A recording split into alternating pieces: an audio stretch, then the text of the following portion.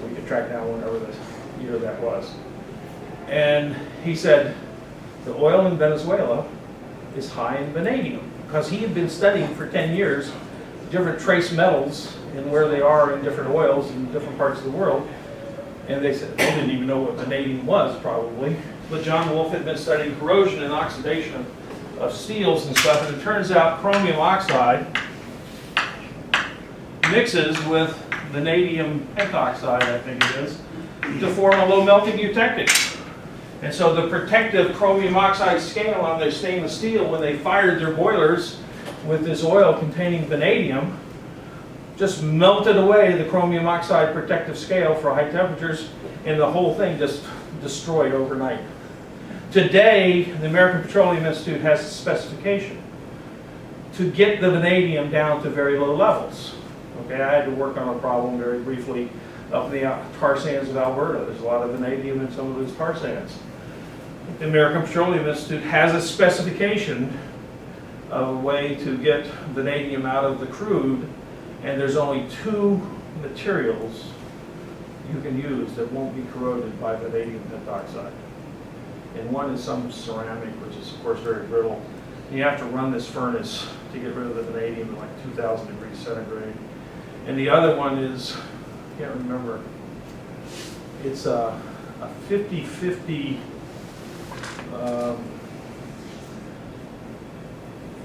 it might even be vanadium titanium, okay, or molybdenum titanium alloy or something. It's a very, very expensive alloy. Anyway, they had the whole thing fall apart in their furnace up in the tar sands, and they wanted to know why and stuff. Anyway, but anyway, John Wolfe knew the reason, and he got a big fat consulting fee because he knew where to put the X. Okay, so the right answer is worth a lot of money, and as John Wolfe used to say, the right answer is worth a lot of money, and the wrong answer is not worth a dime. Okay, in fact, it's sort of negative because it sends people in the wrong direction. Okay, enough stories for today.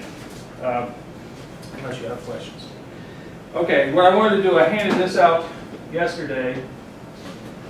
And I've told you about post-weld heat treatment now and treated heating, but I haven't, and I've told you you can go to Stout and Doty's book and you can look up what it says, but we actually have more sophisticated ways because we have more sophisticated steels than they had 30 years ago.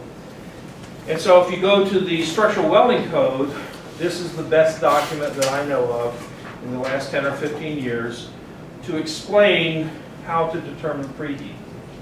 And so you've already got a copy of this, but it says there are two methods to determine preheat of the steel. And it gets a little complex, but I think it will bring together a lot of the things we've been talking about. You can either do heat effective zone hardness control or hydrogen control. Well, lo and behold, those are the two bottom circles on my Venn diagram, right? Okay, so control one or the other. If I turn to the next page, it says you've got to first select the method. And this whole chapter, this whole appendix, is which method and how to use the method. The first thing you do is determine the carbon and carbon equivalent. Well, I told you, carbon determines the hardness, which happens to be one of these things on the Venn diagram. And the other thing that's important is hardenability, which is the depth of hardening. So if I have a steel, I need to know whether it has low depth of hardening or significant depth of hardening. And so in the welding industry, for the last 70 years, we've been talking about carbon equivalent. The carbon equivalent is a measure of the hardenability of the steel. To locate, okay. The carbon equivalent is equal to the amount of carbon plus manganese and silicon divided by 6, plus chrome, moly, and vanadium divided by 5, plus nickel and copper divided by 15. Okay. I've also handed out just now, it's going around, is something out of another book, a book on welding metallurgy, that gives you in one of their appendices a whole list of different carbon equivalents. Because over the last 80 years, there's a lot of people who wanted to develop their carbon equivalent. It's basically an empirical relationship of depth of hardening as a function of alloy composition. I told you hardness is a function of carbon, hardenability is a function of all the alloying elements. And this is just a formula, which no one will tell you is the hardenability, but in fact it's just a formula for the hardenability of the steel that you're using. So you need to know, I told you, when these people ask me to develop a welding procedure, the first thing I want to know is the chemistry, because I got to figure out a carbon and a carbon equivalent. And then I need to know the thickness. Okay, so if I have, my method is going to be hydrogen control, which is this in this section. It says I then have to go to figure I1, this is appendix I, and to figure out what zone I'm in. So let's go to that.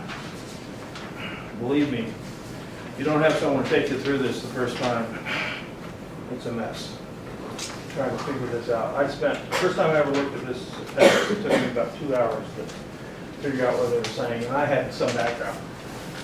So here's the carbon content, and here's the carbon equivalent. I'm going to plot the two, and I can be in zone 1, I can be in zone 2, or I can be in zone 3. Zone 1 is carbon steel. It's easy to weld. Okay? Tolerate 30 ppm hydrogen, all kinds of things.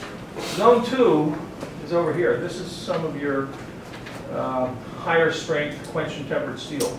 HY80, submarine steel, is kind of right over here near this line, but it's in zone 2.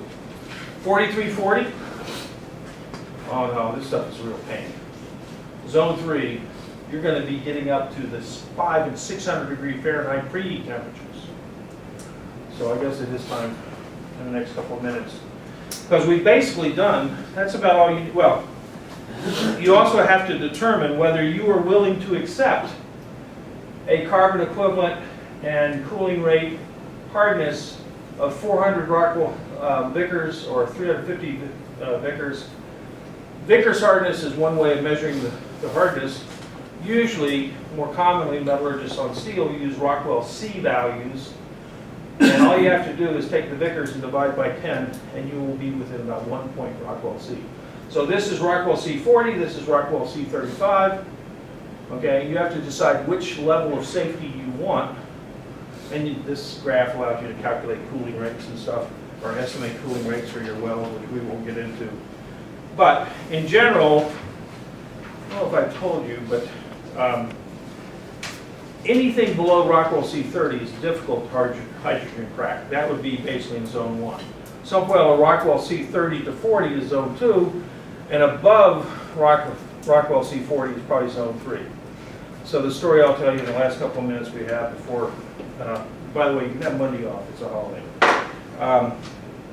So the story I'll tell you is, I don't think I've told this story, maybe I told it last year. I apologize to those who did, but did I tell you the story about the America's Cup yacht? If I did, you don't remember, or maybe you do, you remember. Anyway. So I get in about 6 o'clock in the morning. There's not a lot of other faculty here at 6 a.m. But I get a phone call from, I think it was Jerry Milgram, who's a professor being course 2 now in the Navy program that used to, at that time was ocean engineering. And at the time, there were 2 professors of naval architecture at MIT that were sort of competing with each other designing the next sailing vessel for the America's Cup yacht. This was like 15, 20 years ago or something.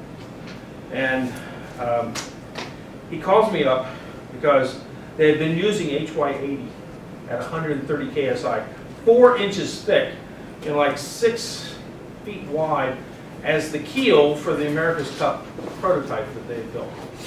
And when they were out there testing this ship, they actually bent this keel 4 inches thick, HY1, actually it's HY130, we use HY130, which 4 inches thick, which is the highest strength steel, plate steel they could buy, and it wasn't strong enough for the America's Cup keel. I also thought, so that's pretty heavy, but they actually put weight in the bottom of the boat. Okay, they actually sometimes put lead in the bottom of the boat. It's weight critical, but they also don't like to capsize and tip over. So anyway, so he wanted to know, he said, we can buy 4340, but we have to weld it. How do we weld 4340? Well, 4340 is clearly in zone 3. And so I had to develop a welding procedure for them for 4340, and I went over this thing. Anyway, so 4340, I don't remember, but it was probably a 600 degree F preheat, okay? And I may have included a post-well heat treatment, I don't remember all the details. But I picked up Stout and Doty, picked up 4340, saw what they recommended, and kind of worked things out from there about what welding went good and everything else. When you have a 600 degree preheat, are you actually having guys weld, or is it robotic at that point? You have people stand right there. Now, they may be wearing heat reflective suits. Yeah. Okay? And I told you about the guys in the blue jelly suits. Yeah. Down at, they may have suits that blow cold, air-conditioned air through them. And they may have, 4 welders where ordinarily you'd have 1 because they're spelling each other. It's a terrible job. Yeah. Okay? But when you have no other choice, that's what you have to do. When you start getting above 300 degrees, I mean, it's bad enough at 300 degrees, but you can sort of stand next to something that's 300 degrees and, have fans blowing on you and things like that. It's not too bad. You start getting up to 400 and 500 degrees, you've got real problems. Okay. Okay, that's enough for today.